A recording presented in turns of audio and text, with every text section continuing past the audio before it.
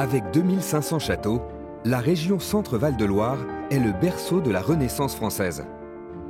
Un héritage d'une richesse inestimable qui nécessite un entretien permanent. Technologie de pointe, recherche historique ou matériaux d'époque, les artisans du patrimoine innovent pour remettre en état ces joyaux du passé. Yannick, sculpteur, a rendez-vous avec le propriétaire du château d'Ussé. Il doit y restaurer les lucarnes de la façade de style Renaissance. Bonjour Monsieur Blacasse. Les deux lucarnes du milieu sont d'un style assez proche, donc on devrait logiquement retrouver le même genre de structure. On a les deux anges à la place des deux sauvages, on a le blason au milieu. On a exactement les mêmes dimensions et c'est vrai que c'est assez semblable au niveau du décor. C'est un château qui est très richement décoré. Il a eu des propriétaires très fortunés au moment de la Renaissance qui ont pu faire un travail admirable. Mais ça demande beaucoup de restauration, surtout que c'est du tuffeau, qui est une pierre locale qui est plus friable que des pierres qu'on trouve dans beaucoup d'endroits. Et donc c'est vrai, si vous regardez ce qui n'a pas été restauré, souvent les pierres, il en reste pas grand-chose. Avant de commencer les travaux de restauration, Yannick s'appuie sur une documentation aussi précise que possible pour conserver l'authenticité historique du lieu. Voilà, donc là on a le livre de Guénière dans lequel on retrouve les gravures de 1699, où on a notamment un très beau dessin des blasons des lucarnes qu'on est en train de refaire. Ça, c'est le blason qu'il faut reprendre pour la lucarne. Je vous enverrai une photo, oui, très bien. Une photocopie que je vous enverrai pour la lucarne pour le mois de juin. Dans son atelier, Yannick n'utilise pas de burin pour tailler la pierre, mais des ciseaux à bois, comme les sculpteurs de la Renaissance. Donc, ce sont des ciseaux et des bouges pour le bois qu'on utilise pour la pierre, parce que la pierre est assez tendre dans la région.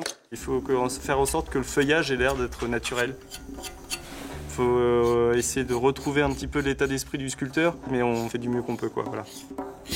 Retrouver l'esprit de l'artiste en utilisant les techniques d'origine, c'est aussi la méthode de ces deux spécialistes des décors muraux venus expertiser des fresques datant du XVe siècle. Les deux problématiques majeures, ça a été les décollements d'enduit, comme on voit ici, dus aux problèmes d'infiltration qu'il y a eu, qui ont donc décollé les couches d'enduit et donc de décor. Et la deuxième, donc, ce sont les trous de piquetage qui ont été faits par l'homme et qui donc ont ruiné la surface générale et qu'il va falloir reprendre.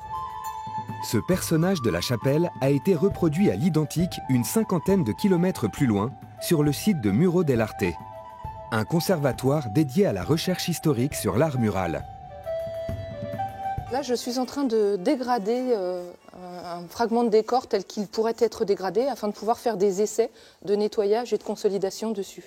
Le bâtiment étant du XVIIIe siècle, il a des pathologies qui se sont intégrées, comme des remontées de sel, de l'humidité, et ça nous permet, nous, de pouvoir, en posant des copies de décors dans les techniques de chaque période, ça nous permet de voir comment les pathologies sont générées sur ces décors en quelques semaines ou quelques mois.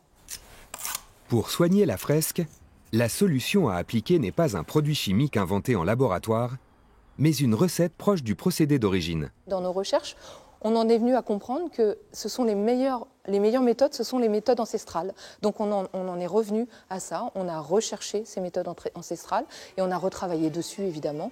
On a fait à nouveau des tests et on a recréé une méthodologie.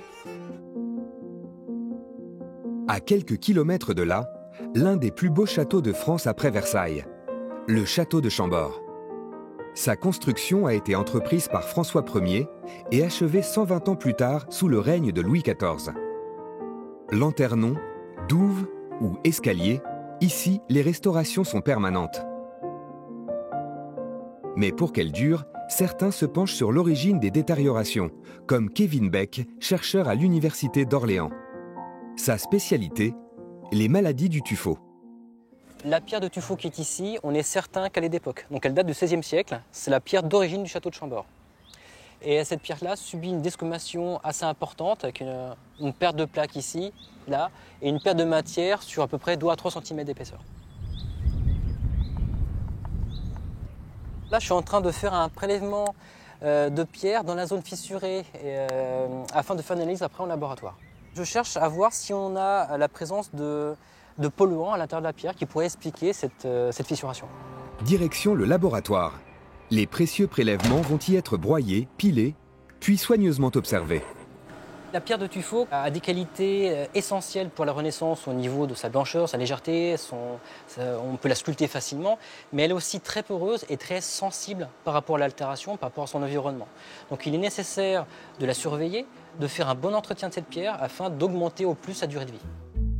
En plus de l'étude des maladies de la pierre, certains scientifiques se spécialisent dans l'analyse 3D d'œuvres et de bâtiments.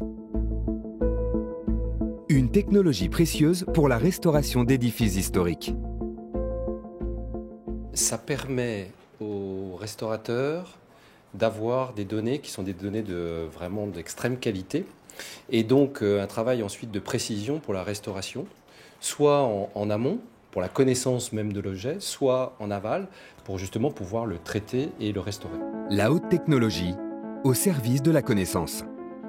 Entre recherche historique, savoir-faire et innovation technique, le patrimoine du Val-de-Loire a encore de beaux jours devant lui.